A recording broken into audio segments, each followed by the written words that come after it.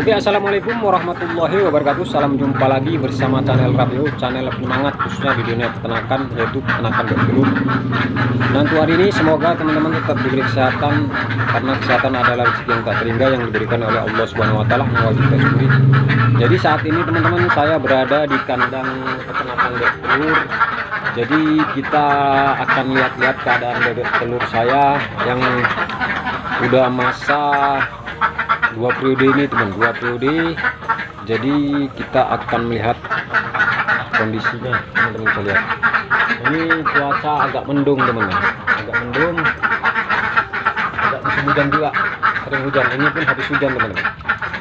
Oke, jadi teman-teman untuk kali ini kita akan bahas yaitu tanda-tanda peternak bebek telur udah bisa dipastikan mengalami kebangkrutan, akan mengalami kebangkrutan. Jadi ini agar teman-teman tahu gimana caranya beternak bebek telur agar tidak mengalami kebangkrutan. Jadi kita akan mereview itu tanda-tanda peternak bebek telur kandang udah bisa dipastikan pasti bangkrut. Jadi langsung saja kita sharing-sharing dulu. Bisa teman-teman lihat.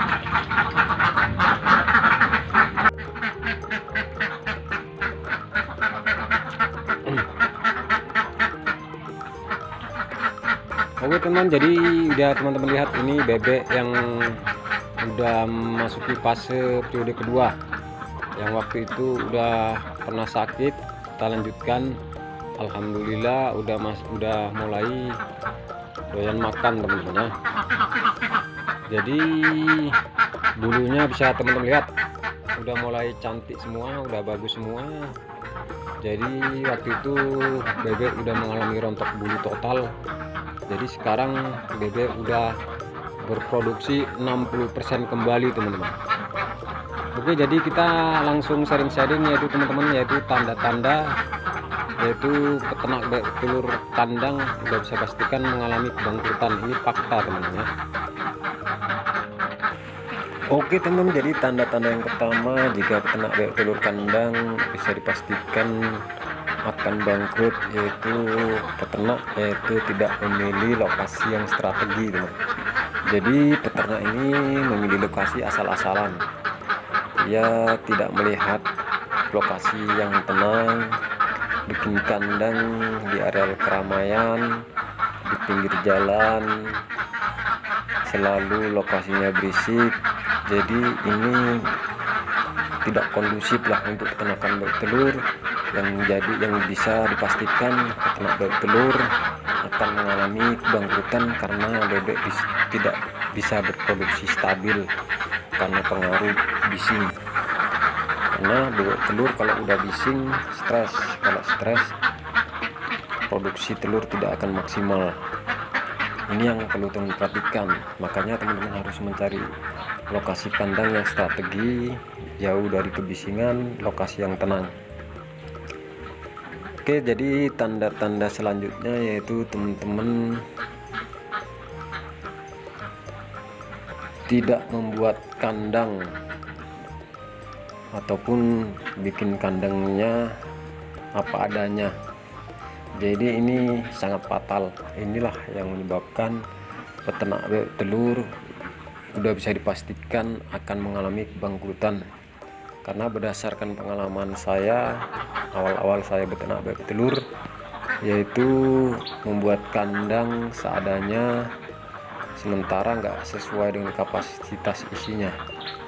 Karena bebek telur kalau kandangnya kekecilan, misalnya beternak bebek telur 100 ekor sementara kandangnya kesempitan, udah bisa dipastikan bebek tidak akan berproduksi maksimal akibat kesempitan. Kandang akan bau. Kalau kandang udah bau amonia yang tinggi, bebek tidak akan produksi teman-teman, stres.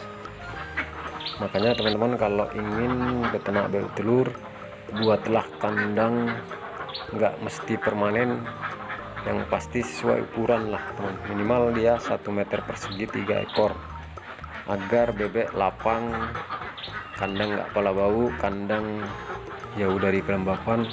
Insya Allah bebek akan lancar produksi.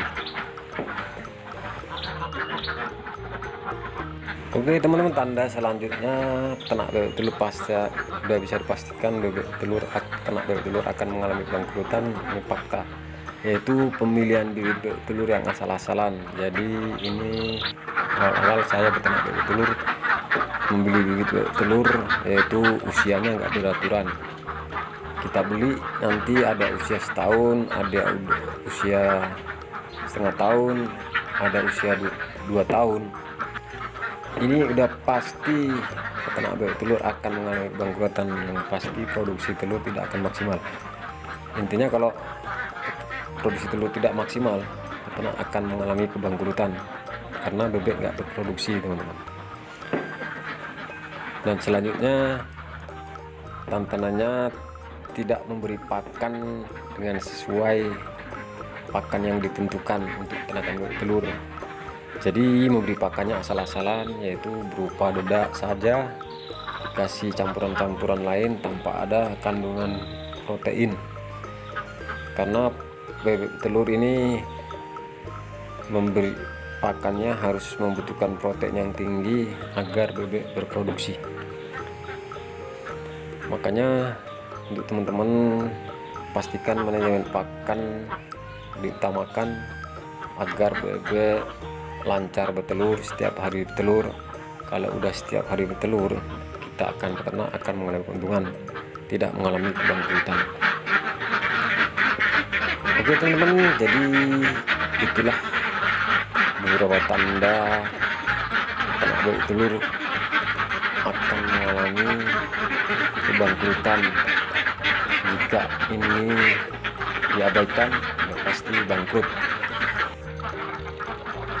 Oke teman-teman, jadi cukup sekianlah video kita kali ini, semoga bermanfaat.